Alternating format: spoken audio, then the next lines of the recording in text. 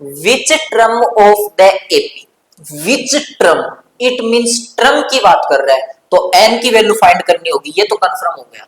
Given क्या है, AP, which term of AP 3, 8, 13, 18 dash dash is 78। बेटा ये पूछ रहा है कौन सी ट्रम इस एपी की 78 होगी।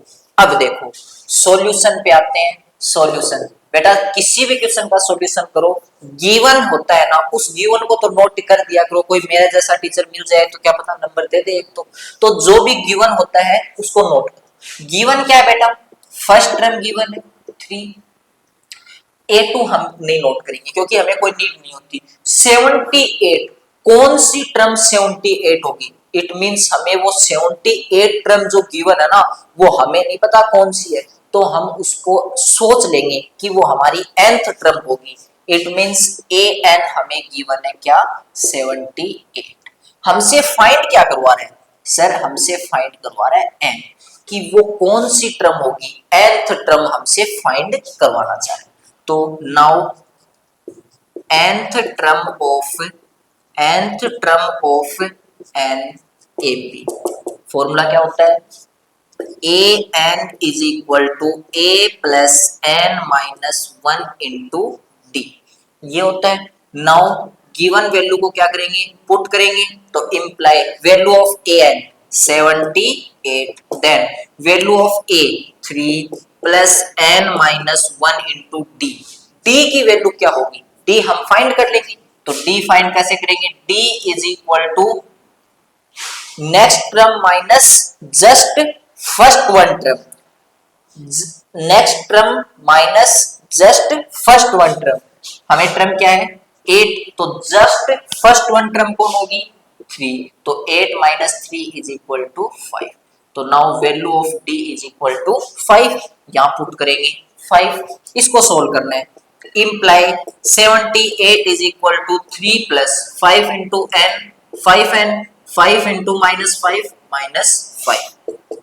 यहां से देखो 78 माइनस 5 में से प्लस का 3 रिमूव कर देंगे, क्या रिमेन रहेगा माइनस 2 इस साइड आके क्या बना देगा बेटा 60, क्यों, negative sign convert into positive, positive sign convert negative, multiple sign divide multiply, तो then 78 plus 2 is equal to 5n, तो यहां से देखना इसको सोल्व करेंगे तो ये बनेगा 78 plus 2 80, 80 is equal to 5n, मैं बेटा इसको नोट करूं 5n इज इक्वल टू 80, तो कोई प्रॉब्लम है नहीं है, उस साइड को इस साइड ले आए, इस साइड को उस साइड ले गए, तो यहां से देखो n is equal to 80 by 5, 5 से 5 1 जा 5, रिमेन क्या रहा 3, 5 6 जा 30, it means n is equal to 60। हमसे क्या पूछ रहा था, which term of the AP is 78, तो 16th term of AP is 78, last में क्या नोट कर देंगे, सो 16th term of AP, 16th term of AP is 78। बेटा साथ के साथ एक कॉन्सेप्ट और बता देता हूं, आप सपोज करो सर ये तो एक नेचुरल नंबर आ गई, यदि ये 16 पॉइंट समथिंग समथिंग या 16 डिवाइडेड बाय समथिंग समथिंग आ जाता, तो सर हम क्या करते, हम ये बोलते 16.5 टर्म। बेटा एक चीज बताना, क्या आपने ऐसा कभी सुना है कि सर उसकी रैंक 16.55 समथिंग समथिंग आई है, नहीं सुना होगा, क्योंकि रैंक कैसे आती है, first second third fourth fifth ऐसे ही तो आएगी। देखो जब हमारे रिजल्ट आते हैं जेई के, तो रैंक क्या बोलते हैं, उस बच्चे की रैंक आई है 2001 2002 ऐसे ही तो बोलते हैं। क्या कभी ऐसा सुना है कि उस बच्चे की रैंक आई है 2000.111 कोई पॉइंट, ऐसा नहीं हो सकता। तो बेटा जब भी n की वैल्यू है, n की वैल्यू नेचुरल नंबर ही होनी चाहिए, नेगेटिव भी नहीं हो सकता, ओनली फॉर नेचुरल नंबर, तो ही बेटा वो टर्म पॉसिबल है। सर n की वैल्यू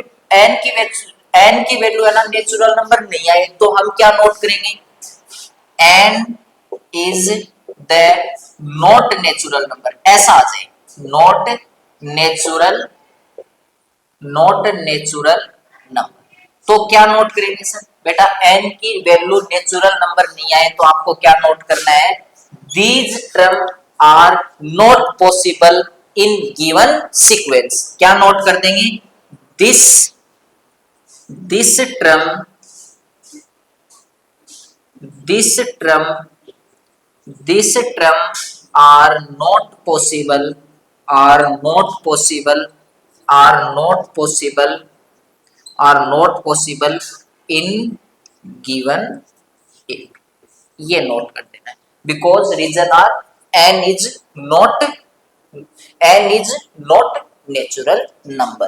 रीजन क्या दे देंगे?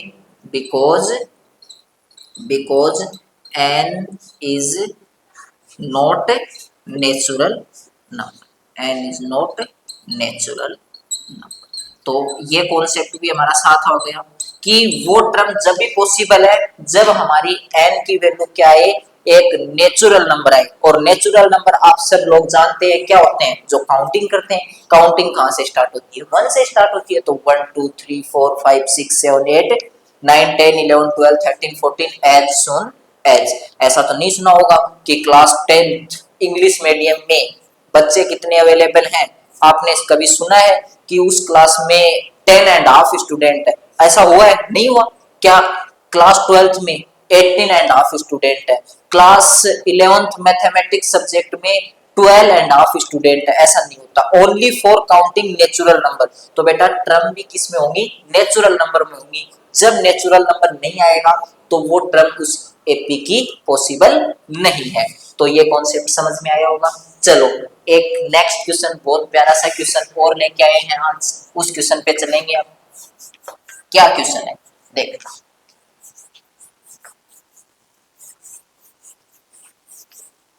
हमारा नेक्स्ट क्वेश्चन में चेक करना है कि किसी एपी का कोई टर्म है -150, क्या पॉसिबल है?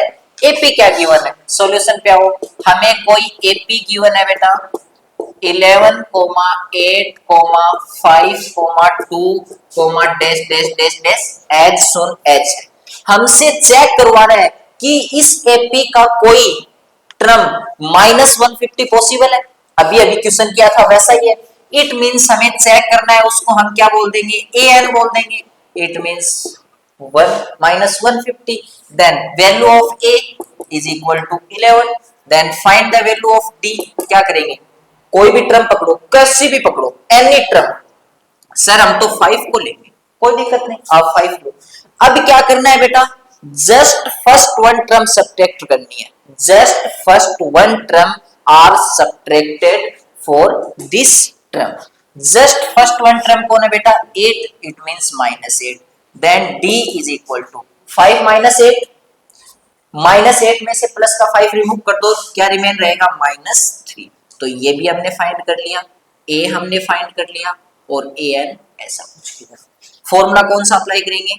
nth term of AP, nth term of an AP. क्या होता है बेटा फॉर्मूला?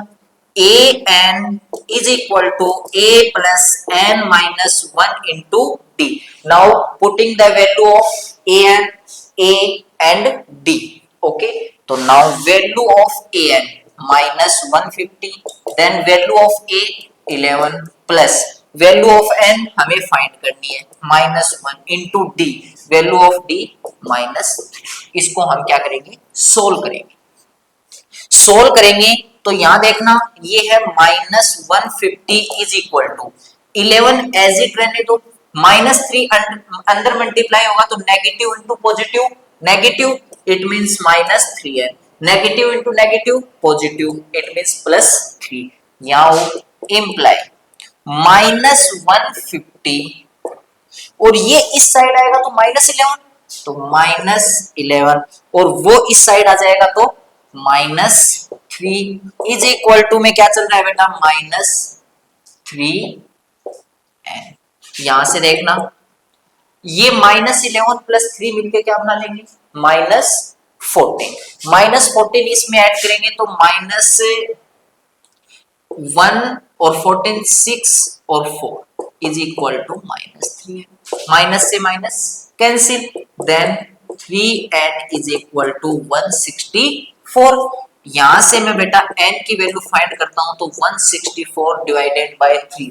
अब देखना जो मैं पहले कॉन्सेप्ट नोट किया था ना, n is the not natural number, तो यहां देखना 3 5 जा 15, 1 रिमेन, 3 4 जा 12, 2 रिमेन। अब 2 तो डिवाइड नहीं जा सकता, अब ये पॉइंट समथिंग समथिंग समथिंग पूछा गया, तो क्या पॉसिबल है बेटा? रैंक कभी ऐसी पॉसिबल होती है? तो n की वैल्यू तो ऐसी पॉसिबल नहीं है, तो हम क्या नोट करेंगे यहाँ पे?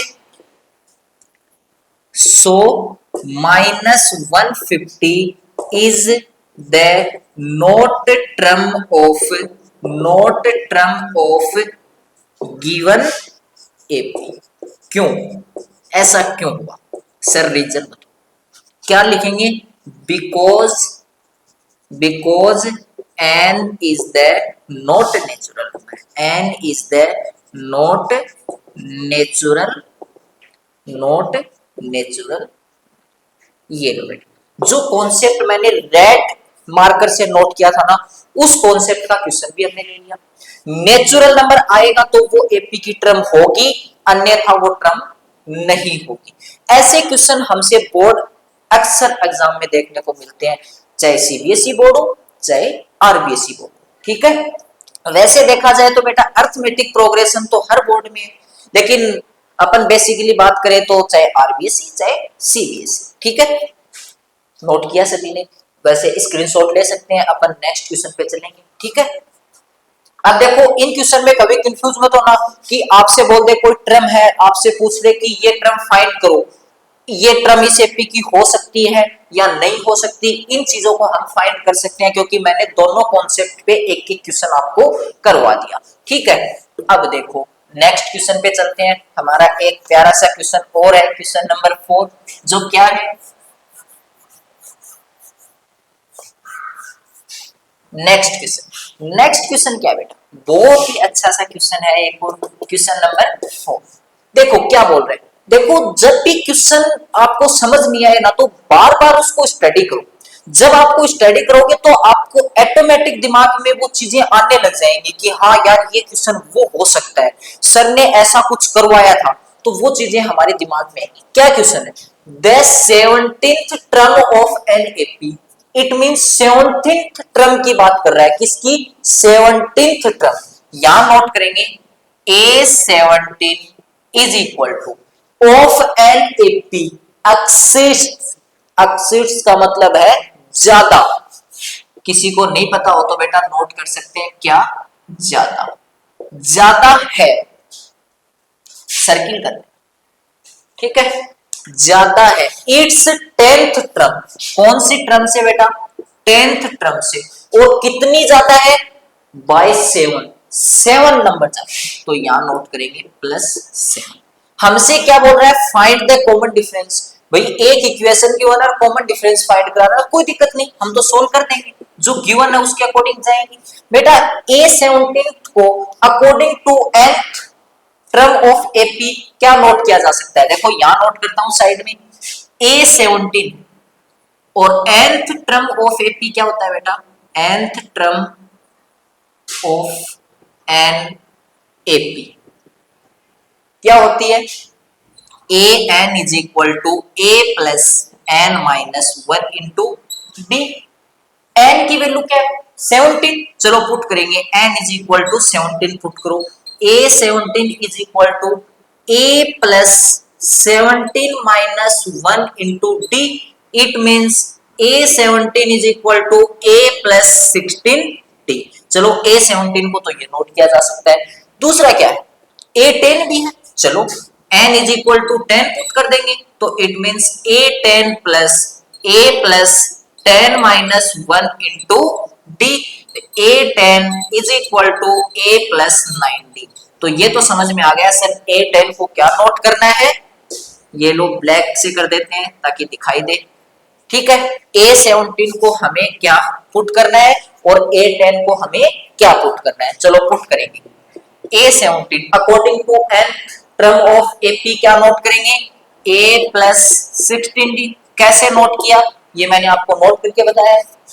Then A10 a plus 9d plus 7। Okay, यहां हम ध्यान से देखें तो बेटा ए से ए कैंसिल हो गया, क्यों ए इस साइड आएगा तो साइन चेंज करेगा, और प्लस से नेगेटिव कैंसिल हो गया 16d, और वो इस साइड आएगा minus 9d is equal to 7। Now 16d minus 9d 7d, तो यहां नोट करेंगे 7d इज इक्वल टू 7, ऐसा नोट कर देंगे।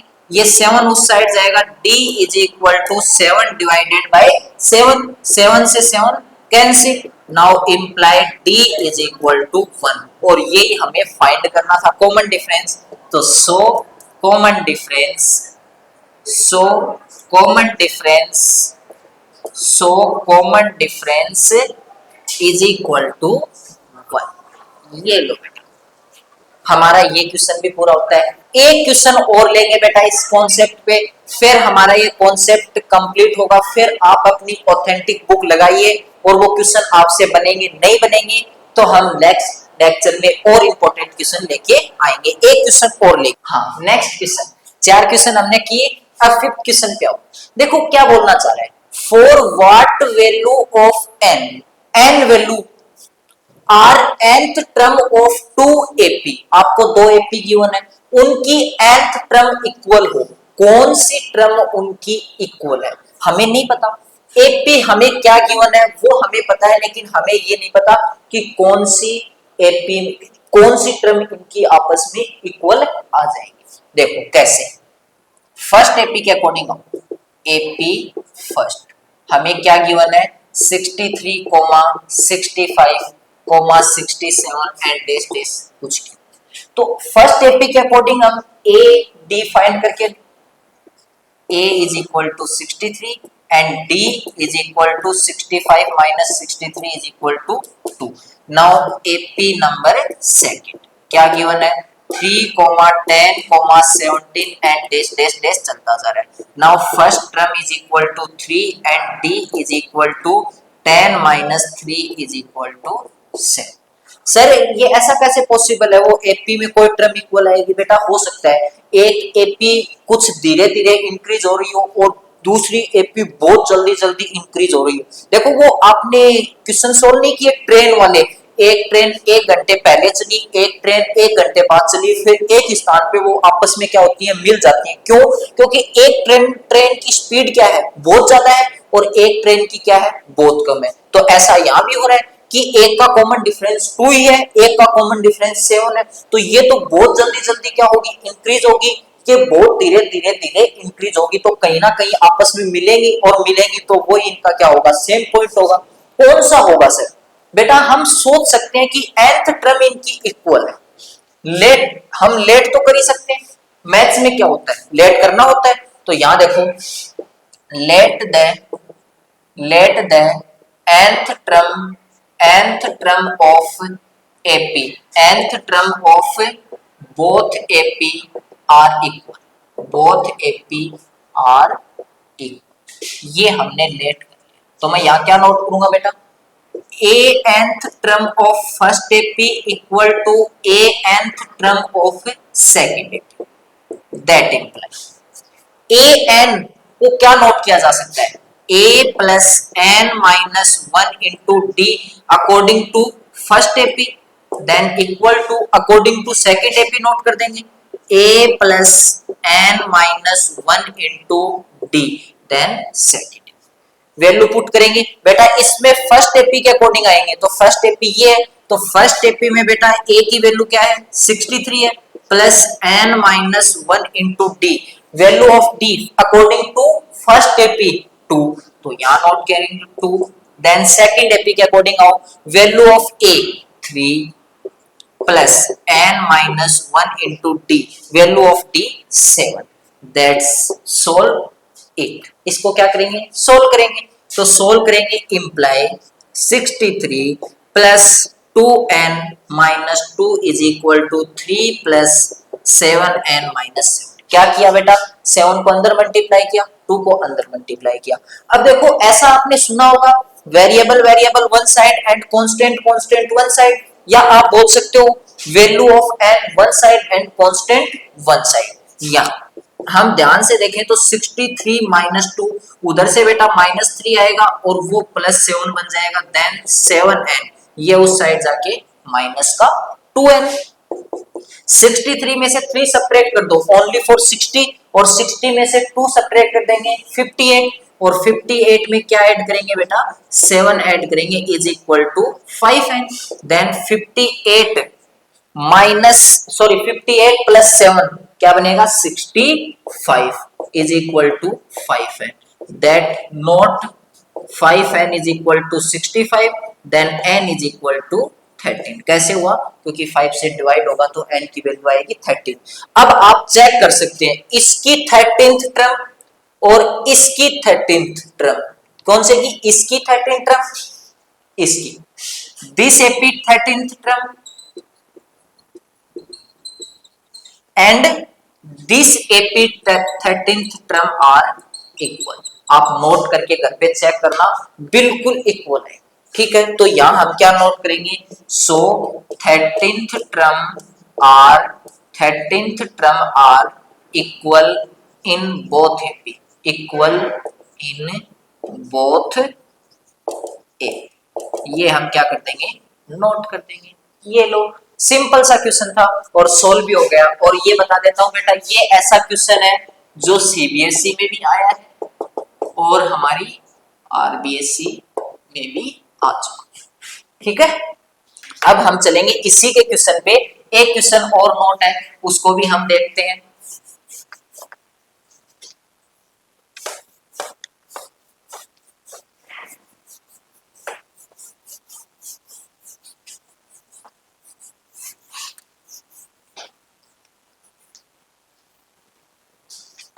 देखो क्या क्वेश्चन गिवन है, solution number 6। Find that 20 term from the last of the AP. अब की बेटा क्वेश्चन तो वैसा ही है, लेकिन अब की बार लास्ट से हमें टर्म फाइंड करवा रहा है। तो बेटा इसके लिए देखो अलग अलग टीचर्स की अलग अलग पढ़ाने के तरीके हैं। कोई क्या होते हैं फॉर्मूले भी याद करवाते हैं, मैं ऐसा नहीं करूंगा। जब भी आपको लास्ट से बातें करें, लास्ट से टर्म फाइंड करवाए किसी एपी की, तो उस एपी का क्या कर दो आप? रेसिप्रोकल नोट कर दो। इट मींस उसको रेसिप्रोकल कर दो। जो एपी हमें गिवन है, क्या गिवन है? 3, 8, 13 एंड डैश डैश डैश 253, इसका रेसिप्रोकल कर दो।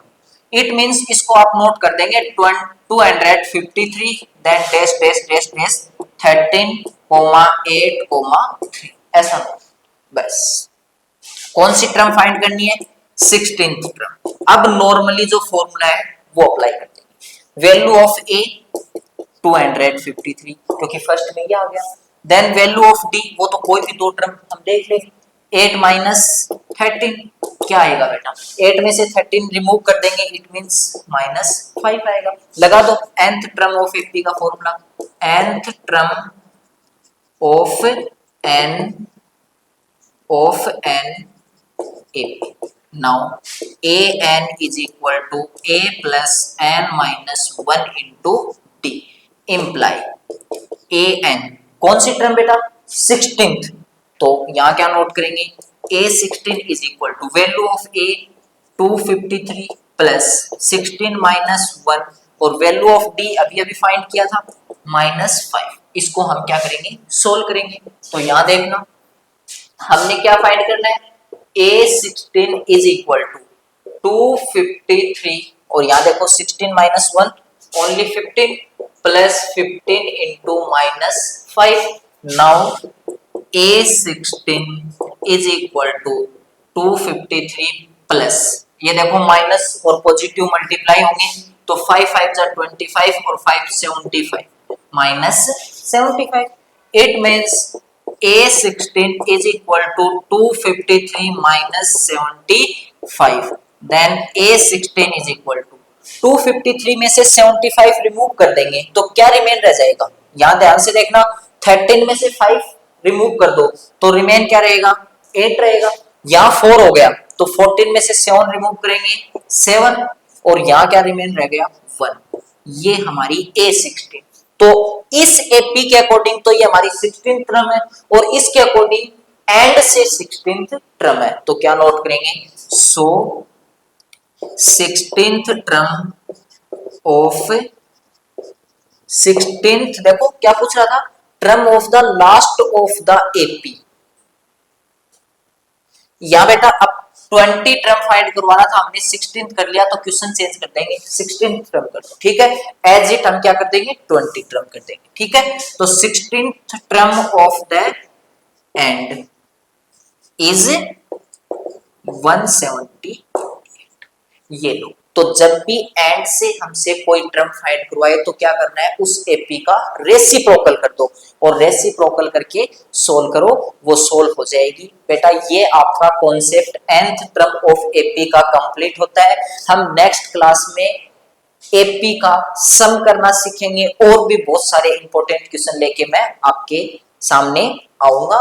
तो कल तक के लिए थैंक यू, और पढ़ाई करते रहिए क्योंकि एग्जाम आएंगी तो हमें तैयारी धीरे धीरे ही करनी है, क्योंकि अचानक से हमारे पास पेपर आएंगे तो नहीं कर पाएंगे, तो धीरे धीरे हम तैयारी करेंगे क्योंकि अभी हमारे पास बहुत सारा टाइम है, अप्रोक्स 11th मंथ हमारे पास टाइम है।